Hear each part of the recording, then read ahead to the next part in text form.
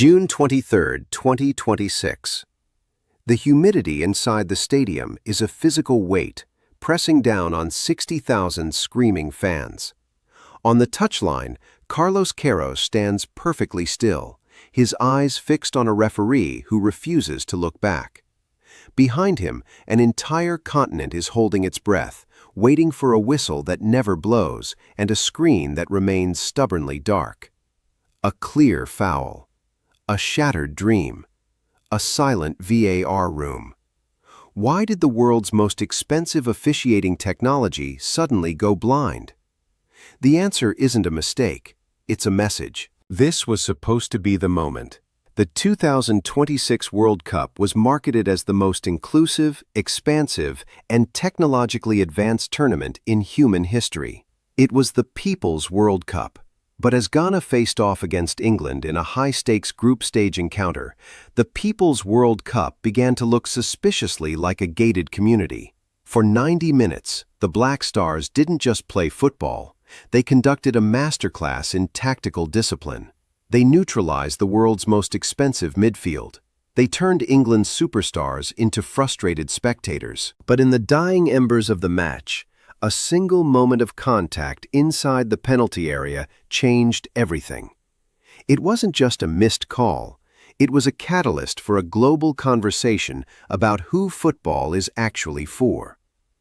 When the final whistle blew on that 0-0 draw, the result on the scoreboard was the least interesting thing about the night. The real story was the silence of the video assistant referee and the explosive aftermath that followed. Carlos Queiroz, a man who has seen every corner of the footballing world, didn't just complain. He threw a grenade into the heart of FIFA's integrity. "Is VAR still working at the World Cup?" he asked. The question wasn't rhetorical. It was an indictment. It was a demand for proof that the system isn't rigged to protect the commercial giants of the game. We are told that technology is objective. We are told that the camera doesn't lie. But what happens when the people behind the camera choose not to look? To understand the outrage, you have to look at the proof. The match itself was a tactical chess game that England expected to win by brute force. On paper, the disparity was laughable. The market value of the England squad could buy several small cities. They arrived with the arrogance of a team that believed the result was a formality. But football is not played on spreadsheets. Ghana arrived with a compact 4-4-2 block that moved like a single organism. They didn't park the bus, they built a fortress. Every time an English winger tried to isolate a fullback, a second Ghanaian defender appeared like a ghost. Every cross was met by a forehead. Every line-breaking pass was intercepted. The frustration on the faces of the English players was visible from the top tier of the stadium. They were being outthought and outworked. This was the beauty of the World Cup, the great equalizer. Or so we thought. Then came the flashpoint. A surging run into the English box, a clumsy trailing leg, a clear obstruction of a goal-scoring opportunity. In any other match, in any other league, this is a penalty. The Ghanaian players surrounded the referee, not with aggression, but with the desperate certainty of men who knew they were right. They pointed to their ears, urging the referee to listen to his headset. They pointed to the giant screens, waiting for the VAR checking graphic that has become the heartbeat of modern football. It never came. The referee waved play on with a dismissive flick of the wrist. In the VAR booth, located miles away in a sterile, air-conditioned hub, the men in front of the monitors stayed silent. No review, no second look, no explanation. The match continued as if the laws of physics had briefly been suspended for the benefit of the English defense. This is where the single thread of this story begins to tighten. This wasn't an isolated error by a tired official. It was a failure of the very safety net designed to prevent such errors. When Queiroz questioned the functionality of the VAR, he was pointing to a terrifying possibility: that technology is being used as a shield for bias rather than a tool for truth. If the referee misses it, the technology is supposed to catch it. If the technology chooses not to catch it, then the mistake becomes a decision. The proof lies in the inconsistency. Earlier in the tournament, similar incidents involving Tier 1 nations resulted in lengthy forensic VAR reviews. We have seen referees spend 5 minutes staring at a screen to determine if a toe was offside. Yet, when a West African nation stood on the verge of a historic upset against one of FIFA's biggest commercial assets, the technology suddenly became efficient enough to ignore the incident entirely. This brings us to the deep dive. To understand why Ghana's treatment matters, we have to look at the financial and historical architecture of FIFA. Football is a multi-billion-dollar industry, and the World Cup is its primary harvest. FIFA's revenue targets for the 2023 to 2026 cycle were set at an astronomical $11 billion. That money doesn't come from fairness. It comes from broadcast rights, sponsorships, and ticket sales. Now, ask yourself a cold, analytical question. Who generates more revenue for FIFA in a knockout round?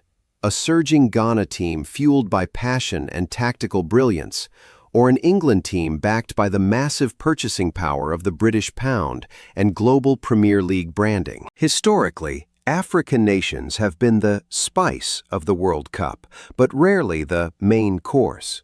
We remember Cameroon in 1990, Senegal in 2002, and Ghana in 2010. In each of those instances, the African team provided the emotional high point of the tournament, only to be halted by controversial circumstances. Think back to the 2010 quarterfinals. Luis Suarez's handball on the goal line wasn't just a foul, it was a cynical calculation. He knew that breaking the rules was the only way to stop the inevitable. In 2026, the cynicism has moved from the pitch to the control room. The single thread connecting 2010 to 2026 is the feeling that African teams are allowed to compete, but they are not truly allowed to win if it comes at the expense of the established order. The financial stakes are too high. A World Cup without the Big Five European nations in the later stages is a logistical and financial nightmare for broadcasters who have paid billions for guaranteed viewership. This leads to a systemic bias that is hard to prove, but impossible to ignore. It is the bias of the benefit of the doubt. When an English defender makes a challenge, he is given the benefit of the doubt because of his reputation. When a Ghanaian player is fouled, the threshold for a penalty is inexplicably raised. The VAR becomes a filter that only catches the errors that fit the desired narrative. This wasn't a series of isolated mistakes. It was exactly how the system was designed to work. The revelation is that VAR hasn't removed human error, it has merely centralized it.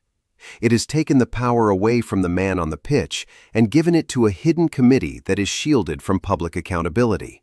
For Ghana, this is a devastating reality. They did everything right. They invested in their youth academies. They hired world-class coaching staff. They executed a perfect tactical plan. But they were playing a game where the goalposts move depending on who is shooting. The wider implications of this controversy reach far beyond the borders of Accra or the streets of London. We are witnessing the erosion of the beautiful game's most sacred asset, the belief that the rules are the same for everyone. If the fans in Lagos, Nairobi, and Johannesburg begin to believe that the game is rigged, the entire house of cards collapses. Africa is the fastest-growing football market on the planet. The passion for the game in sub-Saharan Africa is the engine that will drive football's growth in the 21st century. FIFA knows this. They talk about developing the game and global expansion. But you cannot develop a game if you do not respect the competitors. You cannot ask a continent to invest its heart and soul into a product that treats them like second-class citizens. The outrage we see on social media isn't just about a missed penalty. It is a collective "enough is enough." It is the sound of millions of people realizing that the playing field isn't level, no matter how much green paint they use. The legends of the game, from Eto'o to Drogba, have hinted at this for years. They have spoken about the lack of respect for African coaches and the invisible ceiling for African teams. The match on June 23rd was the moment that invisible ceiling became visible to the entire world. When Carlos Queiroz questioned if VAR was working, he was challenging the gaslighting of global football. He was refusing to accept the official narrative that these things happen. Because they don't just happen to everyone equally. They happen with a predictable, rhythmic frequency to the outsiders. To the teams that don't have the leverage of the European broadcast markets. The tragedy is that Ghana's performance was so brilliant that it should have been the only headline. They showed that the gap between the elite and the rest is a myth created by marketing departments. On the pitch, the Black Stars were the equals of the inventors of the game. They played with a sophistication that silenced the doubters. They proved that African football doesn't need charity or development programs. It just needs a fair whistle. As we look toward the future of the 2026 tournament, the shadow of this match looms large. Every VAR decision involving a major power will now be scrutinized through the lens of the Ghana incident. FIFA is in trouble because they have lost the one thing technology was supposed to provide: certainty. Instead of clarity, we have suspicion. Instead of justice, we have a black box that remains closed when the world needs it to open. The tournament will continue. The stadiums will remain full. The sponsors will continue to air their commercials. But something fundamental has shifted. The mask of objectivity has slipped, and underneath, we see the same old power structures that have governed the world for centuries. The single thread of institutional power remains unbroken. Ghana will move on to their next match.